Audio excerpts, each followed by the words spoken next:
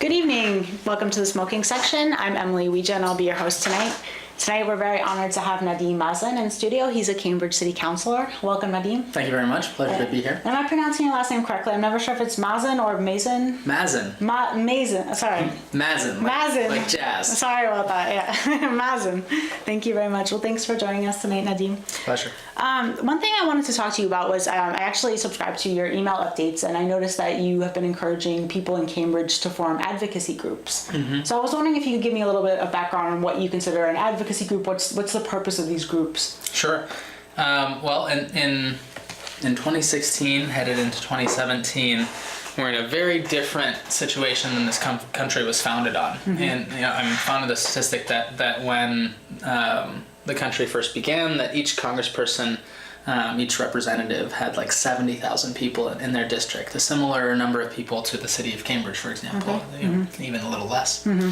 And now a congressperson has 700,000 people in their district. Okay. And so what used to be a representative democracy, mm-hmm. is someone going out and really polling and understanding and representing the people, is now an impossibility at the congressional level. City council level, it's a little bit easier, but we have workaday lives that entail a tremendous number of communications and needs and stakeholders. And so I'm saying an advocacy group is a group of people who understand that they have a need, or that the city has a need, or that there's an issue in our society or our community, and they want to then advocate in order to better how we attack that issue or how we discuss that issue. Interesting. And that there are certain social tools, civic tools, language tools that are being lost because the civic process in many ways has been lost over the last several decades. So what advantage would it be to citizens to form an advocacy group? Is there any, I don't want to say privileges, but is there any anything you've put into place in terms of procedures or processes that will give them sort of a leg up or a boost into the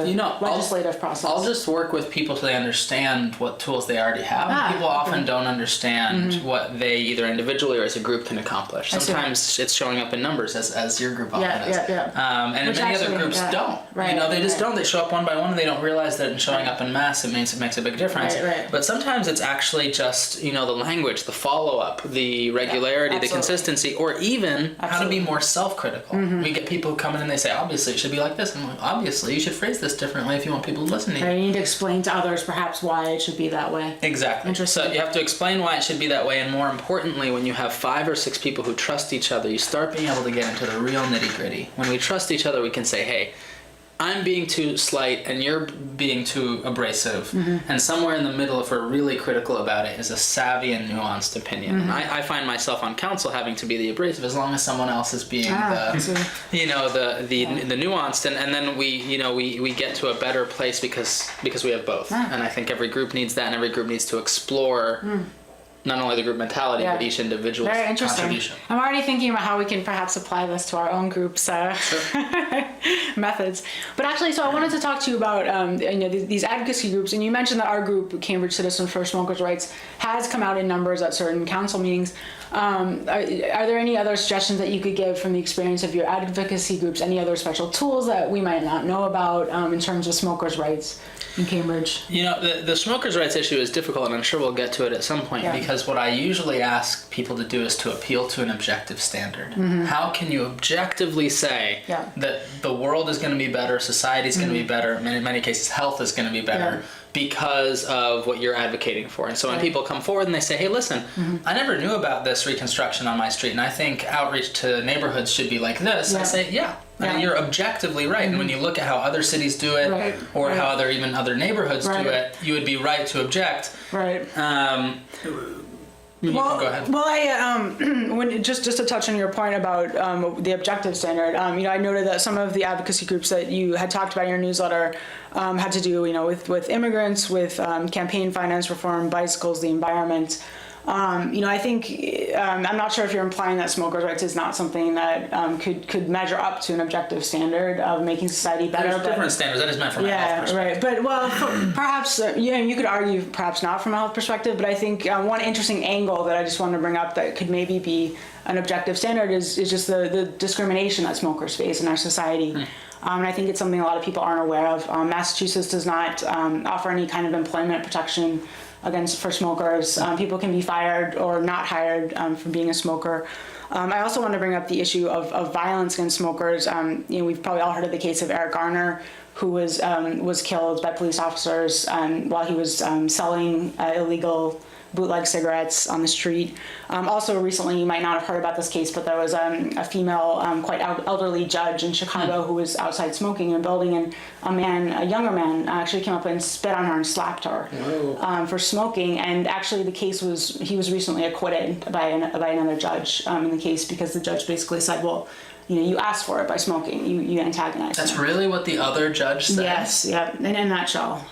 So I feel like assault is almost always punished pretty strictly. Right. You feel... I really feel like I now have to look at this case, because I could not have been that cut and dry. Please do, yeah. Okay, what case was that, by the way? I don't actually remember the name of this judge, but if you maybe Google Chicago judge smoking assault, slapping, yeah. Or I can email. I'm glad to email it to you as well. Please, yeah. Those are just a couple of examples, and just what I see is sometimes increasing hostility and even violence against smokers. Which would obviously be outrageous if it happened to any group that is defined by any parameters, right. whether they're for a certain healthy lifestyle, smoking lifestyle, or for the betterment of new right. Bostonians, new Cantabrigians, as is the case with some of the immigrant research we've done in local cities. Bike safety, any group that is being singled out for violence or ridicule. Right. I think that's not what we're about when we're talking about legislation and public health. And anytime that's happening as a side effect, it needs to be countered pretty aggressively. Great. I see. We have a phone call actually. Sure. Hi, you're on the smoking section. Hi, Emily, this is Paul. Hi, Paul. How are you? I'm good. Very interesting conversation you're having there. And this is a chance for me to run my idea by both of you. As you know, I'm not satisfied with the name of our group or the emphasis. The way I see it, what we need to do is change the paradigm to smokers' rights versus those of others, which is the way the anti-smoking movement, tobacco control, likes to phrase it. So you're talking about kind of pitting smokers against non-smokers. The effort, the way I see it, what we should object to is the efforts to denormalize it, to ban it, to tax it out of existence, and so forth, and just the line of the antis doesn't just interfere with smokers' rights, it also is an assault on the freedom of choice of those non-smokers or those intermediate people who smoke only socially. It interferes with their rights to sit down with people who are smoking, to show that they do not regard other people smoking as a major threat to their own health. And there are a lot of people like that. They are among the ones that are being slighted by and oppressed. Very interesting opinion, Paul. Thank you. See what you have to say. That's great. Thank you so much, Paul. Would you like me to reflect? I'd say I can't probably take a tack with respect to what name you should choose, or maybe even how you should frame this, how aggressively or how zero-sum game this should kind of be framed as. What I will say is I think both sides can probably fairly say, both sides of this issue can honestly say that you're right, that the kind of the rights of smokers or the conversation around even how much we want to support the culture of smoking is very low on the set of discussion priorities. It's an election year. We're talking about all kinds of things. We're not even talking about affordable housing in urban areas on the national stage. Right, that's We're true. not talking about those packages. We're not talking about a lot of things. True. And I would say that most people consider this conversation that you want to have somewhere below some of those other urgent issues. Sure. Balanced budget and a million other things. Sure that's ISIS. true. Yeah. And so then you want to bring this up, and it's like, how do we bring that forward? Of course, if people are being harmed, it becomes a very urgent issue very quickly. Right. But if all other things being equal, I think your question for your advocacy group and for your existing group has got to be how do we increase the profile of this issue given so many other public health and political interests? It's a great question. Absolutely. People's time. Absolutely a great question. And thank you. I think Paul really helped us to frame that by his question. So I think it's something we need to consider going forward, definitely. There's one idea I had, Nadeem, just because I know that in Boston they recently installed some cigarette butt receptacles, and I had understood that your company had something to do with the manufacture of the actual receptacles. Is that the case? We did a pilot. So the city of Boston came to us and said, hey, this is any idea.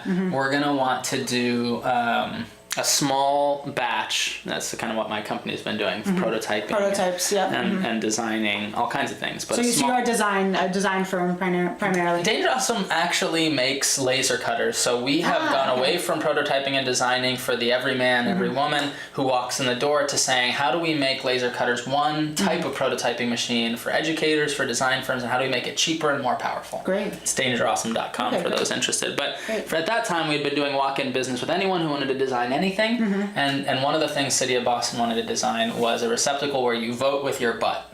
So people would actually choose, favorite sports team, Bruins or Red Sox. Gosh, hard to. I'm a big Boston guy, hard to choose, and people would vote with their butt. I think they found that they were kind of well used. One thing we found in the pilot is that these types of devices where you vote with your butt are very expensive and very difficult to fireproof. I see. Interesting. So the companies that have been doing this have been selling it for way more than we did, over $500 per unit, full metal, highly precision machined and all that stuff. We did a couple of test pieces and water fireproof painted them, and it was a fun project, but way too time consuming and costly to do at scale. Very interesting. I was actually recently in Salem, and I just wanted to show an example. Some of the metal ones. Yeah, an example that I'm going to put it up on the screen that I saw there.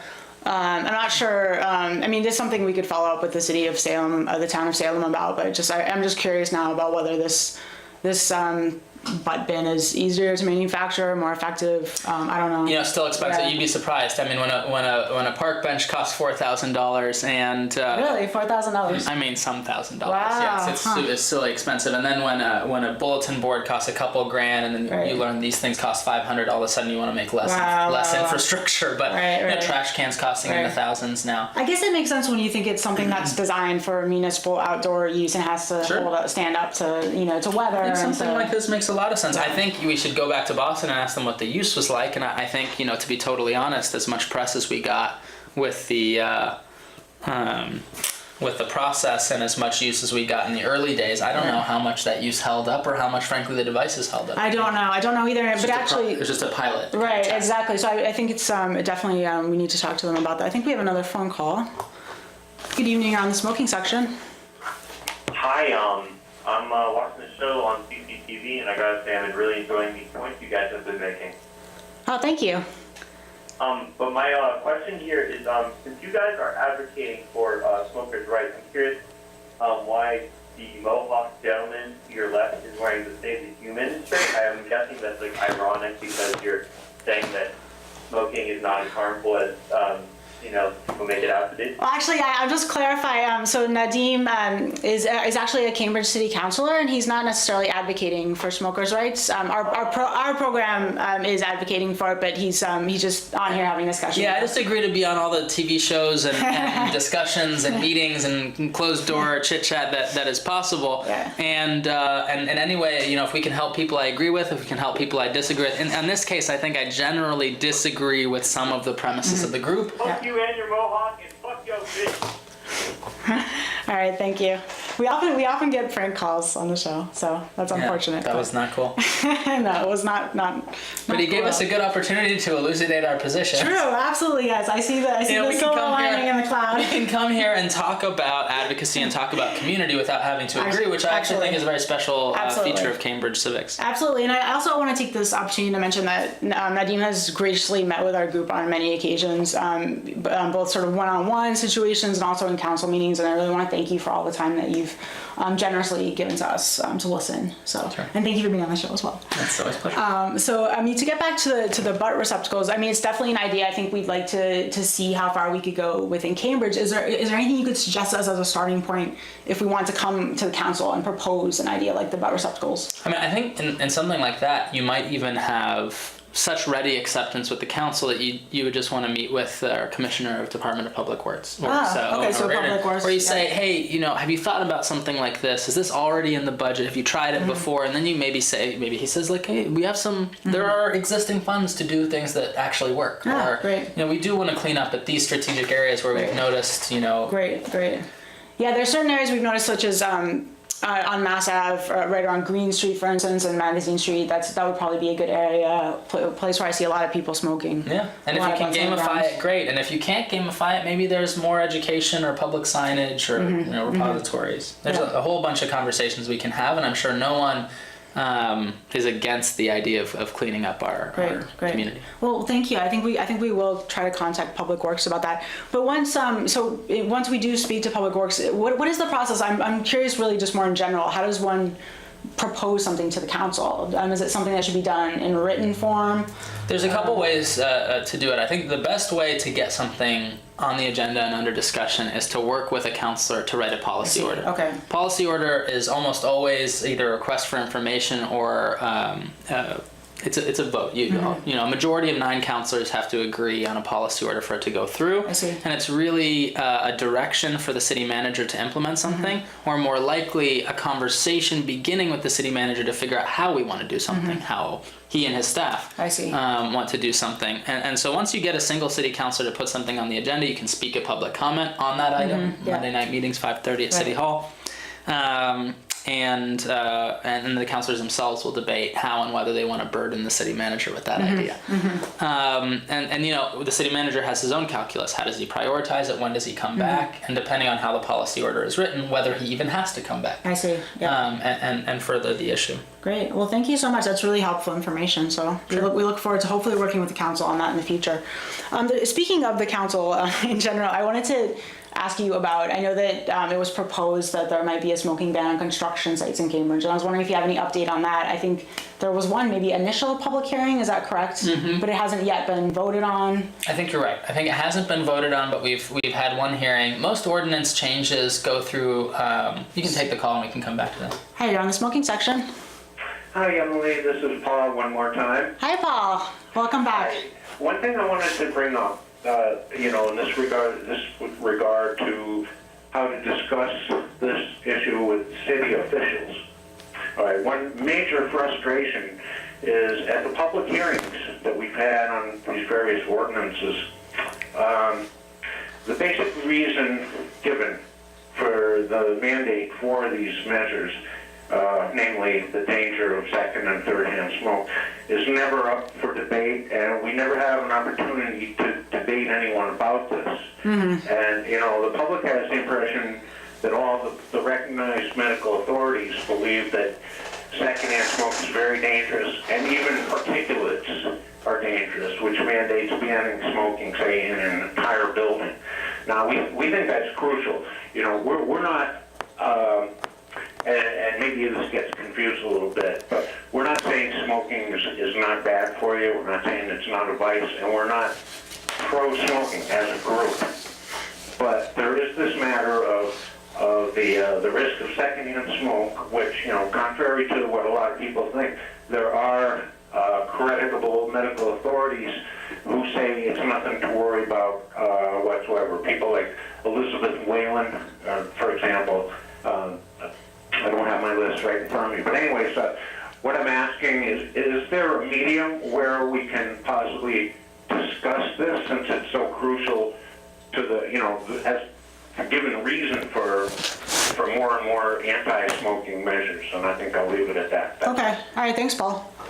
I would ask whether it really is critical to the main discussion before we ask how we can discuss. I understand that public health agencies want to talk about second and third hand smoke increasingly.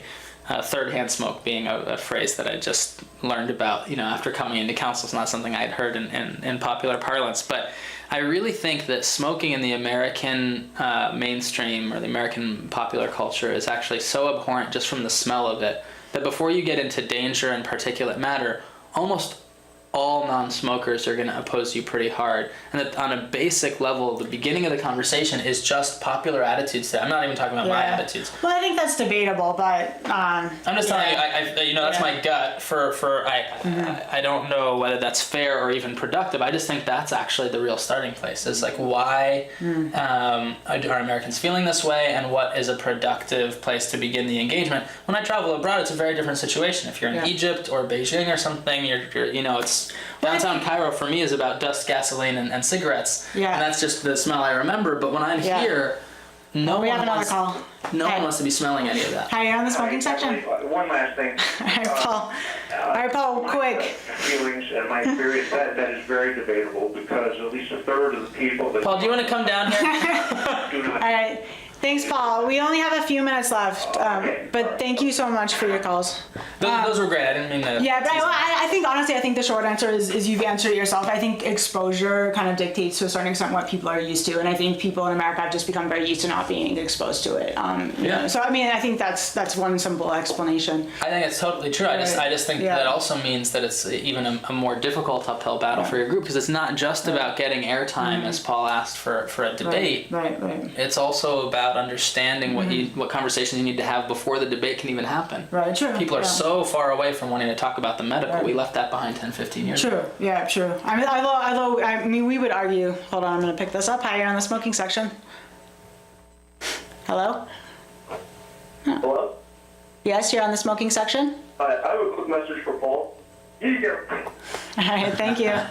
Oh, things are spiraling out of control tonight on the show. What an exciting program. It's so exciting. You have the best callers. But we do. Unfortunately, it seems to always be the same few callers, but that's okay.